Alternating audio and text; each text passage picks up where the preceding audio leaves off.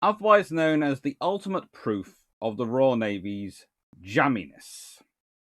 Yes, the Royal Navy is the ultimate jammy navy. Now,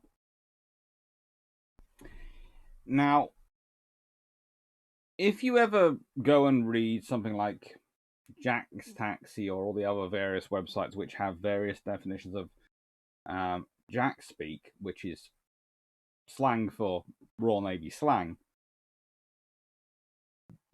I don't think I've ever seen one which actually mentions what jammy means. And there's a whole debate as to where it comes from and whether it's a British wide phrase or a Royal Navy only phrase. But my family has always had the tradition that the people who used it learnt in the Navy, but it has come down the family. Certainly, the first example we have it seems to come from, well, which I can find written examples because, of course, being a historian, I like dated documents. Is a letter written in the 1920s. Actually, between two great aunts. We'll leave that to one side. What does jammy mean? It means someone who is weirdly lucky. It means something that's weirdly, weirdly lucky. They can be setting out to do something which is so dark and so, basically the person who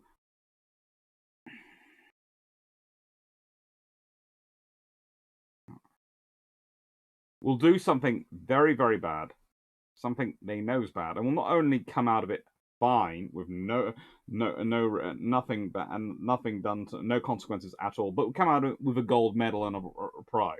It's like if you were in a school at a playground and you saw a bunch of kids beating someone up, and you thought, I don't like them either, and I'll go join them. And instead of joining them, you miss and hit the bullies, driving them off, and then that kid turns into a multi-billionaire, and you get, they give you lots of money and because of your supposed kindness at their young age. That's the sort of thing we'd call that jammy. Why did that never happen to me? I stopped so many kids being beaten up when I was a kid.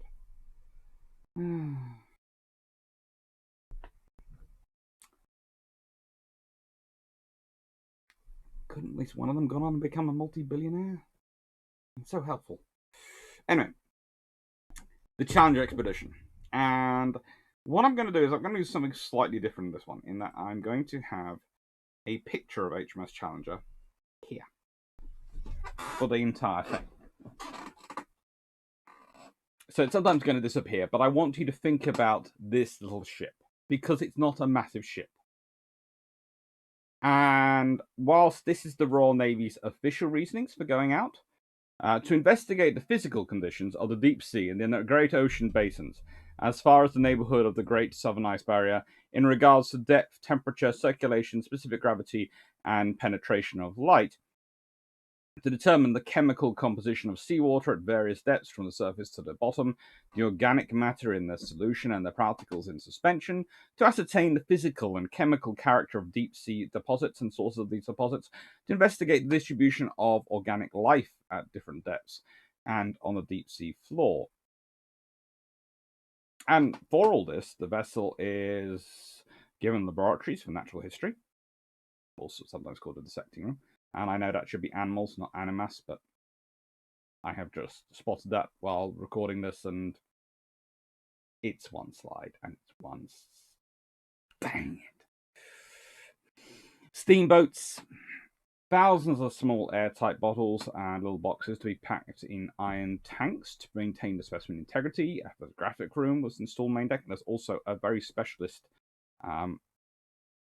Okay, they're a scientist, and this is the best description I'm going to do. But they specialize in drawing specimens and providing incredibly detailed drawings. Now, sometimes they're called an artist. In this one, they are officially called the artist, but they're actually a scientist. And they're trained in both professions. And those people that fulfill, do that criteria Basically, in certain periods of history, they can write their own ticket. They are that rare and that specialized and that skilled. Even today, if you can do it really well, you are. Although, unfortunately, there was also a photographic room, as mentioned. So, yeah, the new age is coming. And a special dredging platform was also added. Now, what is this all for? Well, it's because the Royal Navy believes, like the Royal Society does, in the pursuit of science and learning and knowledge of the world. Is it because that Britain has this altruistic desire to better mankind by providing information to uplift society? Or is it because they're looking at laying a whole load of undersea cables and they really, really want to know what the seabed's like so they can work out how much cable they're going to need to use to get them across?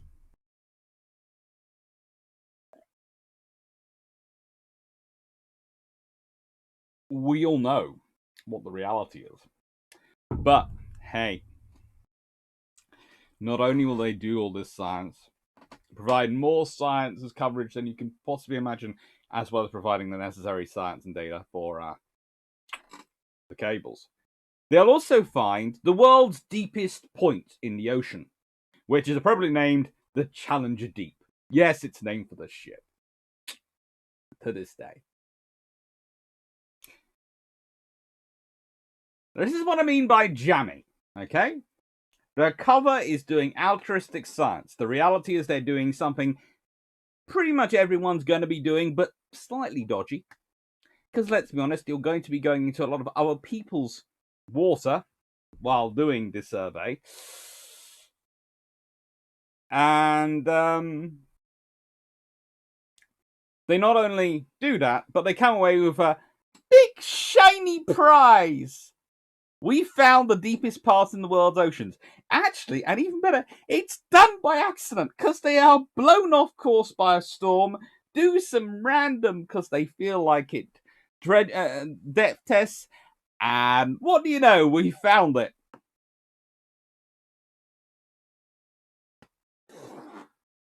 It's just jammy. It is just so jammy.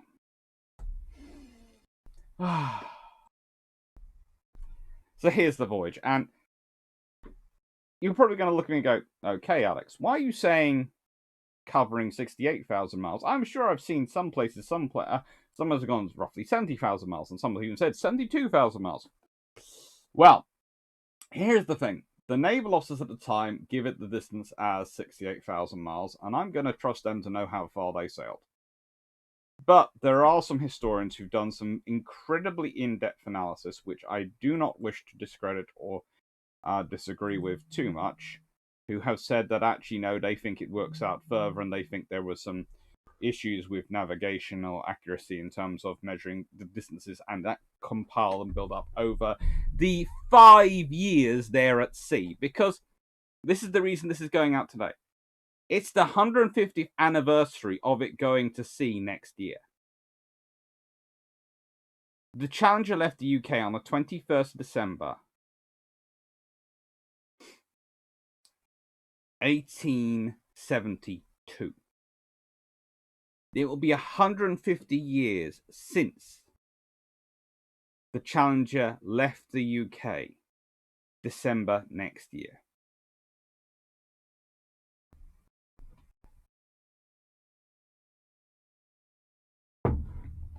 And this beautiful map here is really the start of some modern oceanography, because it shows the distribution of density in the surface waters of the ocean. Now, why does density matter? Because density can tell us a lot about temperatures. It can tell us a lot about currents. It can tell us something about depth. And more importantly,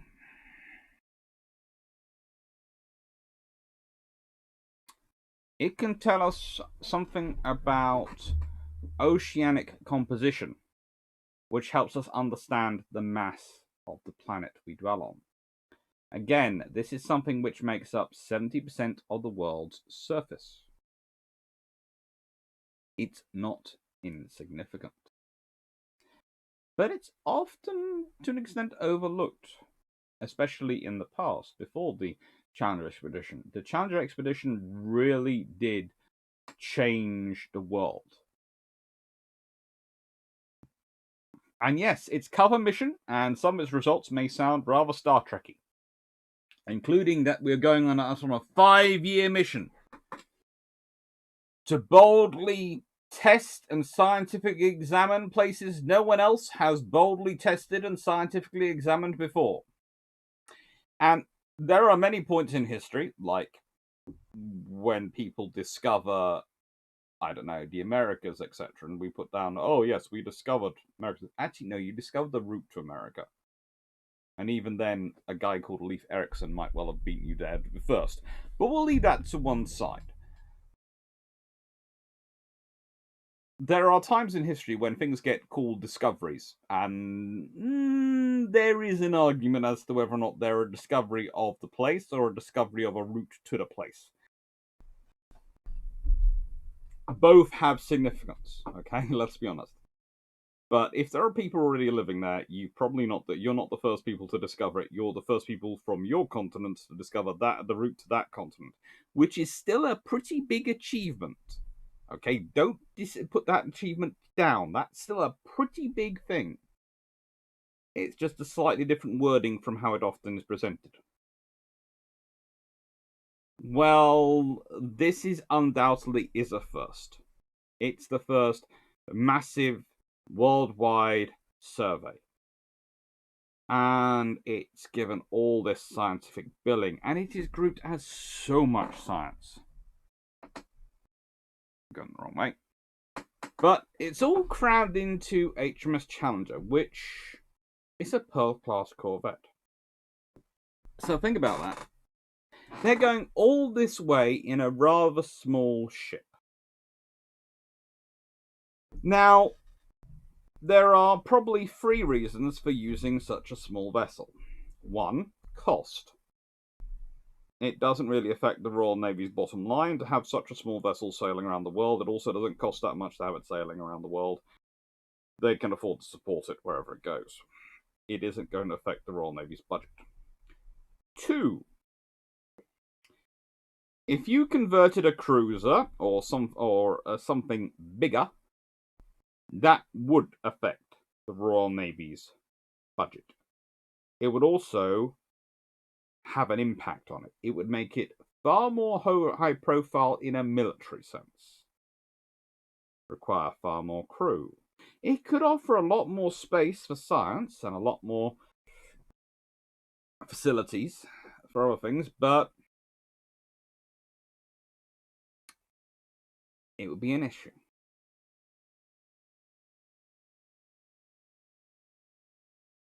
And finally, there is the presence.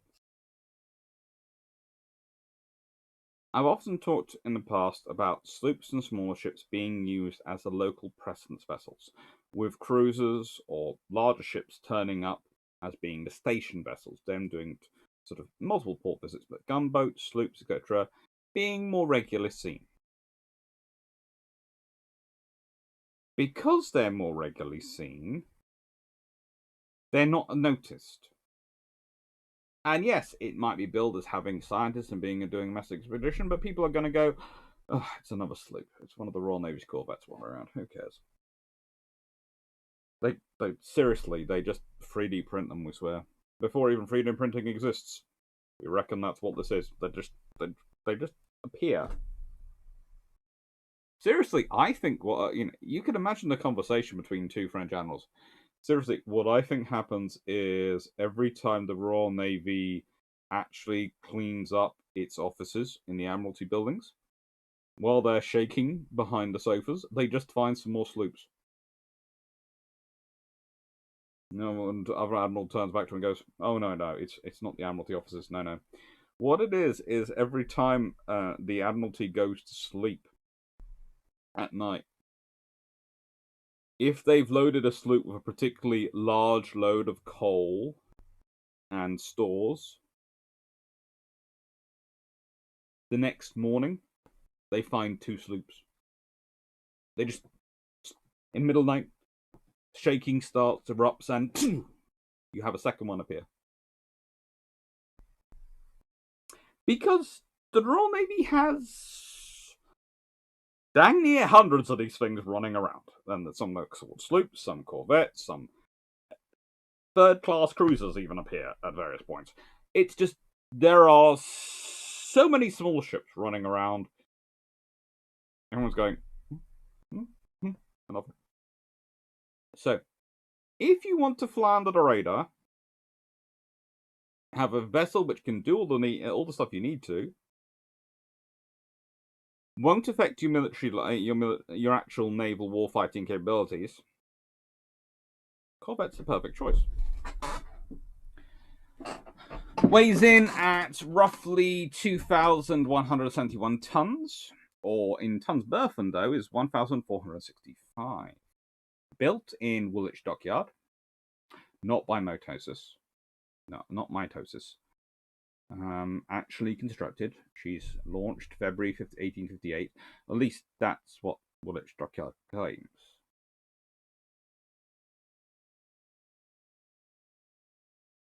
Perhaps we need to do a full,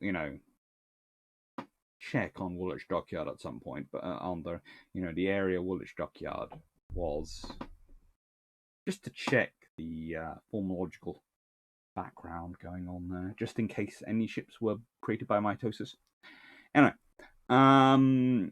length roughly 68.6 meters overall, 61 meters in the gun deck. Draft, well, interesting enough, she's 5.28 meters forward, slightly heavier, slightly sort of like that, slightly canted, 5.74 meters aft. It's also to do with keel shape as well. Depth of hold, 7.29 meters. Power, theoretically 400 nominal horsepower. I have no idea what that is. 1,450 indicated horsepower.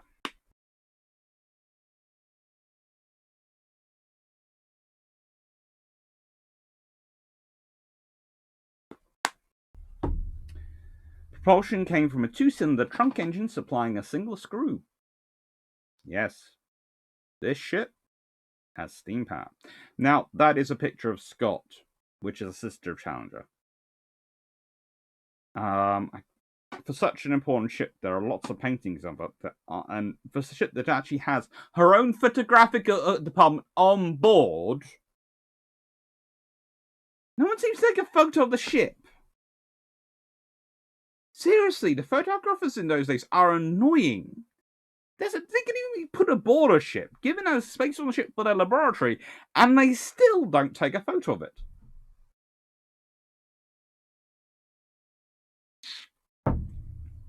A fully rigged ship under normal circumstances. She actually had her spars slightly reduced for this and raised. And she would normally carry 28-inch muzzle-loading smoothbore cannons on broadside trucks, so 10 each side, and a single 10-inch or 68-pounder muzzle-loading smoothbore cannon pivot-mounted at the bow. And it would literally do internal firing. For this mission, she actually only carried 2 cannon. And you might go there, why is she carrying any cannon at all? Well, if we go back to this trip, you can see she goes to a lot of parts of the world which at this time were not considered the most under control. And whilst, yes, she was flying the Royal Navy ensign, and yes, she had a Royal Navy crew aboard, it was felt that it would be tempting fate a little bit too much to not have to have her go around unarmed, because who knows who might get some avaricious fingers. After all, the Royal Navy knows how they feel about ships going around unarmed, so they presume others feel the same. And here is a nice little drawing. And it's one of the cool things. If you Look at the report. There's a link below, down below. You can find one of the PDFs from her, and you can find these drawings, and they are gorgeous. And it also gives you a really good idea of how the ship was laid out, of the command positions, of the way it was structured, of the glass aboard it.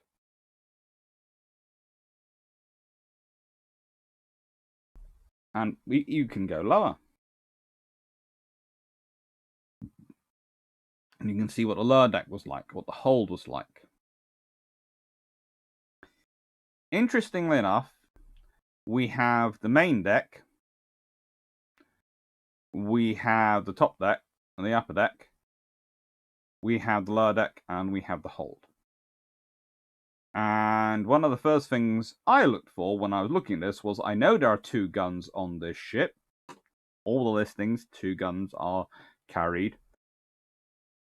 And I was going, where are they? On the map, on the drawings. And if you can find them on the drawings, you are a smarter, better, keener eyesight than me. And then I checked at who did the drawings. And the drawings were done by some of the scientists, not the naval officers. And I thought, I know what's happened. The guns didn't matter to you, so you didn't bother to put them in. But so then I looked at it and went, where is the space where I would put where the guns are probably put in? It's going to be the main deck, and I'm gonna hazard a guess that the guns, if they're stored anywhere, are stored on this point, on the forward bit. And if I just take out this little photo, I'm reckoning the guns are in sort of this area, or they're on the upper deck. But I think they are down here probably on pivot truck mounts that they can quickly move from side to side. That would be my bet. They'd have one stored either side, and they can move the second one depending on if they needed it.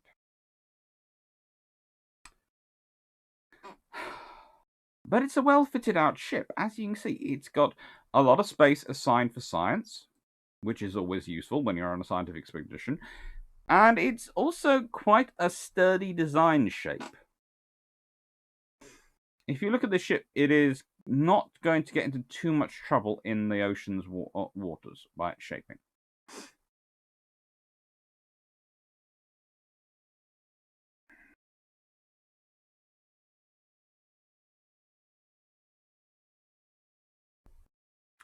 And it has a very interesting crew. Now, one of the things I find interesting is I can't actually find a picture of the second captain.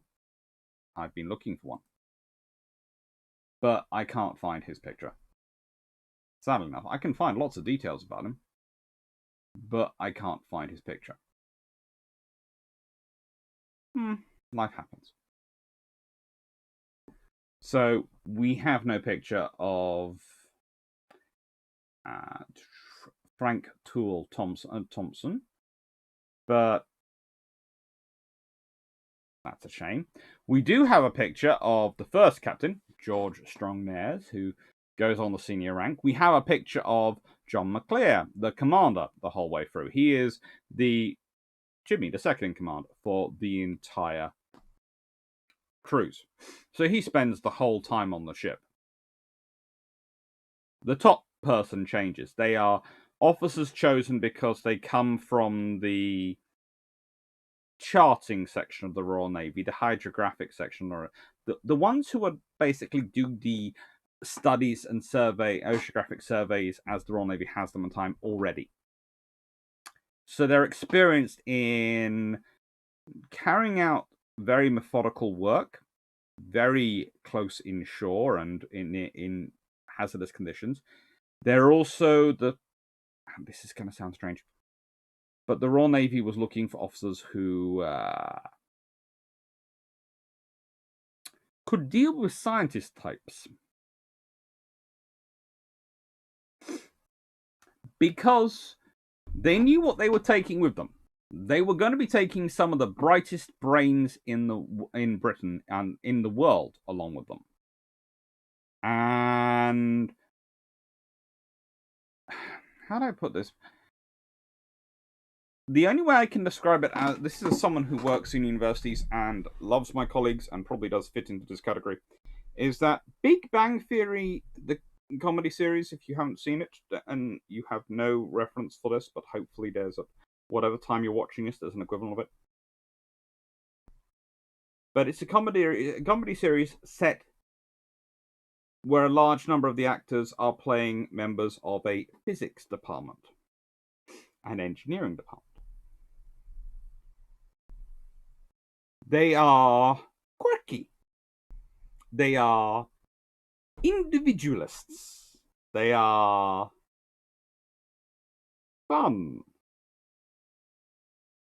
You're going to have to manage them alongside a naval crew in hazardous duties for a long period. You need a very specific skill set. But the Royal Navy also goes through those right then.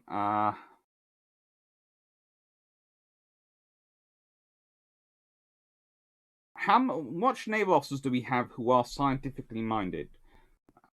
Thomas Henry Tizard is a name who's carried out many hydrographic observations on previous voyages and would actually later help write the official account of the expedition and become a fellow of the Royal Society. And remember, the Royal Society are a big part of this. And if you don't know about the Royal Society, the reason I haven't covered them that much in this video is because I'm going to at some point do a whole video about the Royal Society and their interactions with the Royal Navy and how the two work together. The Royal Society is a very important to this day scientific and learning and educational body that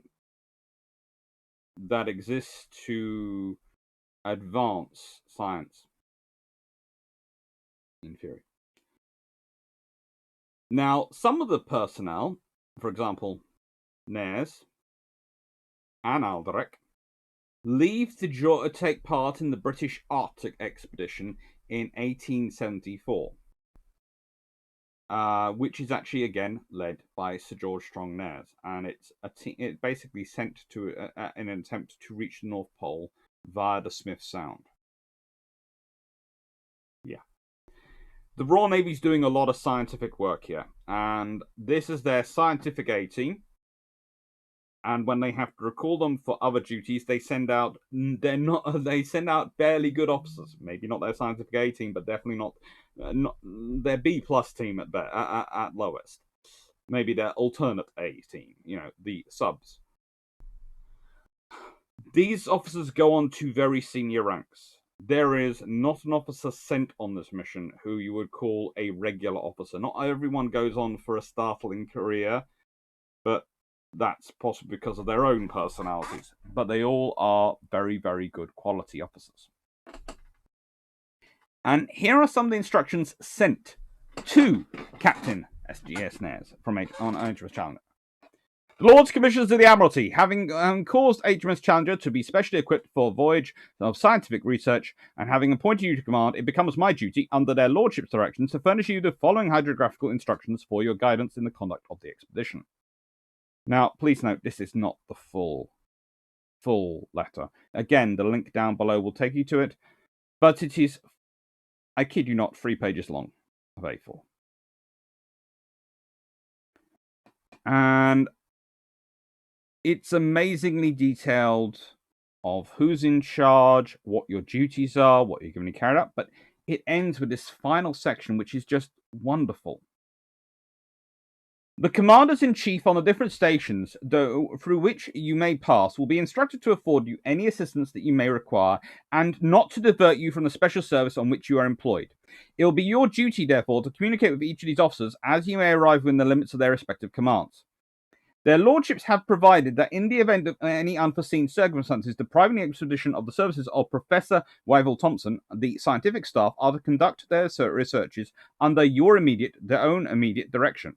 And it only remains for me now to express the entire confidence which I feel in your judgment and ability to carry out this great and important work, which has been entrusted conjointly to yourself and Professor Thompson, and thus to add to the favourable reputation which you have already earned for yourself as an able and intelligent naval surveyor.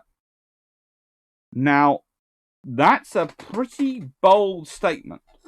This naval officer is considered so good, Nares is considered so capable as a scientist as well as a naval officer, that should the chief scientist become indisposed, it's not one of the other scientists who takes charge.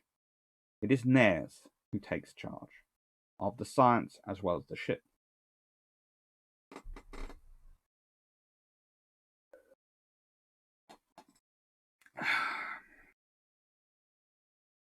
This does sound like some Star Trekky stuff, let's be honest.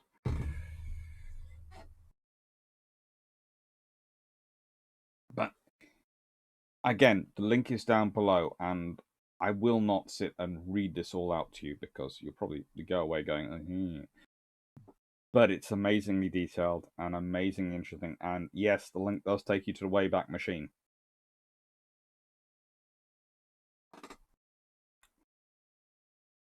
I'm sorry, but the PDF is nowhere else to be found other than the Wayback Machine. We're asking for funders. Now, we have John James Wilde, who was born Jean-Jacques Wilde, and he's actually the person in the middle of this picture. But they also took naturalists, Charles Worville Thompson, who is the lead, Henry Nottingham Moseley, Moseley, and Rudolf von Wilhelmssohn. Oceanographers John Young Buchanan and John Murray. And yes, they all do seem to be sporting rather fetching beards whenever they are photographed. So I think obviously that was an important consideration. They did not just have to be smart; they had to be able to grow a beard, a big bushy one. The expedition would conduct 492 deep sea soundings, 133 bottom dredges, 151 open water trawls, 263 serial water temperature observations, and they would discover 4,700 new species of marine life. 4,700 new species of marine life.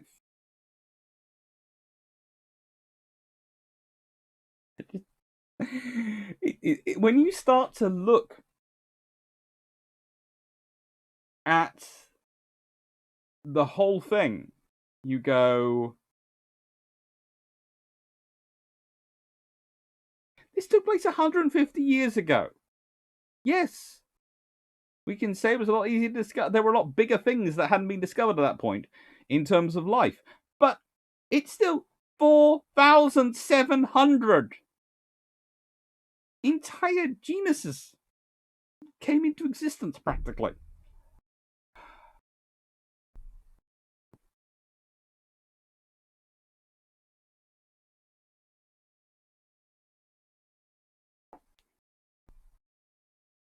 Now, I've already mentioned Challenge Deep of the Mariana Trench.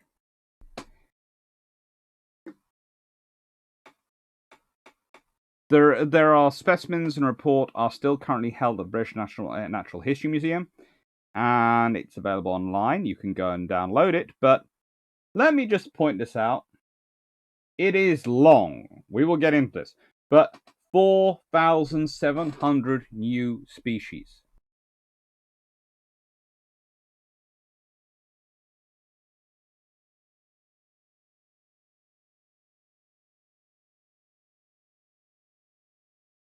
And the Challenger Deep. Now, the actual discovery of the Challenger Deep is one of those sort of stories that you sit there and you hear about and you go, how? How would they are sailing across the Pacific?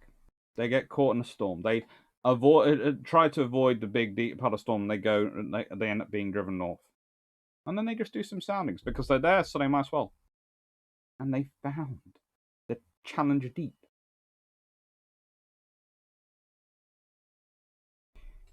described as this. In 1875, during her transit from the Admiralty Islands to Yokohama,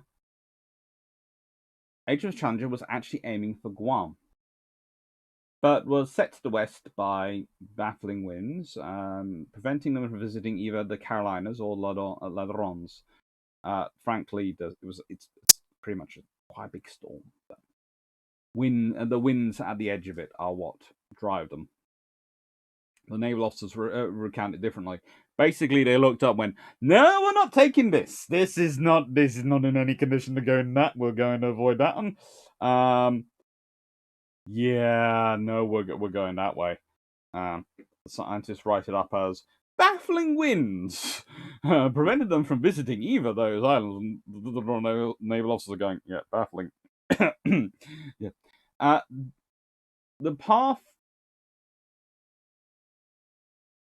took them. Basically, they started going around, and this is the point. They carry on doing their sampling, and at station what they would number 225, 23rd of March, 1875, they record the bottom at 4,475 fathoms. That's 26,850 feet, or 8,184 meters deep. That is over 8 kilometers deep. This would be the deepest sounding of her circumnavigation of the Earth, unsurprisingly. And then they confirmed it with a second sounding at the same location. They didn't just do one sounding at locations; they often did multiple soundings to confirm depths, especially of the deeper and more suspicious ones. These depth soundings were made by a Bailey weighted marked rope, and geographical locations were determined by celestial navigation. So it's an estimated accuracy of roughly 2 nautical miles. And how do I put this politely? This is discovered on their first oceanographic survey. In contrast, it would take us till, how do I put this politely? 1997 to discover the Serena Deep, which is the 115 nautical miles east of the Challenger Deep, and that is the world's third deepest site. So, first time out, really, they discovered the world's deepest site pretty much by accident or fortuitous issues. In contrast, the world's third deepest site, basically, we work out where it is in 1997. We can all feel slightly sad for Serena. Publications that come from, and there is a link below to the full report. Again, it's linked down below, along with the PDF that I got the drawings from and the reports from, so you can go and read it. But it is 29,500 pages in length. This is why I am only going into scant detail on it. Because after reading close to 1,000 pages, I made the honest decision that, as good as I am as a historian, I cannot decide which were the bits which were most important to talk about, because all of it seemed very important to me for the time. So I wanted to go with the magnitude of the discovery, which is what I've been going on with. And there are some books which are actually, here's the interesting thing, these books, surprisingly, are not in publication anymore. Although this is a PDF you can download that and go and read it if you want to read 29,500 pages. If you really want to, I highly recommend it. I'm 1,000 pages in and I'm going to try and read the rest. But I'm thinking it's going to take me a few months because it's my fun reading. And because I have to actually sometimes go away and check some of the words, which are old sciencey. And I'm good with old engineering words, but not old naval words, but old sciencey is a whole new extra language which I'm learning, which is fun, but it's a whole new extra language I'm learning. People think languages are just the different linguistic traditions. No. They're far more than that. But you can get these two books. They're expensive. Philip F. Rebux, edited at sea with Scientifics, The Challenger, Letters of Joseph Matkin, published by the University of Hawaii Press in 1992. So it is nearly 30 years old, but compared to the others, it's relatively recent. And Robert Wynne Jones and Henry Bowen Brady, The Challenger Fanfrera, a 1994 reprint edition by Oxford University Press and Natural History Museum.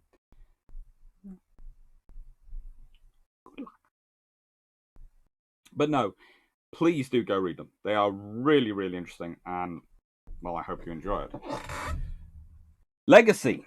Well, I've been talking about legacy quite a lot the whole way through this, and so there is an Oceanographic and Marine Geological Survey ship which was in service many years, which was the Glomar Challenger, which is pictured in the background. There was, of course, the Space Shuttle Challenger,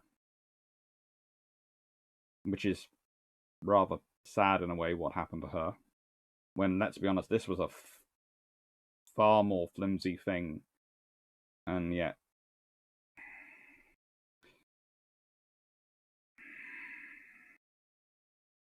and there's the Challenger Society for Marine Science. There are also certain groups which are suggesting the Challenger name should be used again for future spaceships, and I really do think it should, both in honor of the crew of the shuttle and in honor of this, because it's a jammy name in terms of when it's used by the British, apparently. Anyway, thanks for watching. I hope you enjoyed, and I hope this makes you go out and look at other things. I'm going to be, as I said, one of my long-term plans is to do a long patrol on the Royal Society and the Royal Navy and how the two have worked together over the years. But I want to do that when I can actually visit some of the Royal Society meeting spaces, because, well, I hope you're going to like the video I produce for Christmas Day. It might be turned into a two-parter with the second one coming out on the day after Boxing Day, but it might not. I'm still editing and looking at it. Okay, as of when I record this. So thank you very much. Take care, and hope you enjoyed.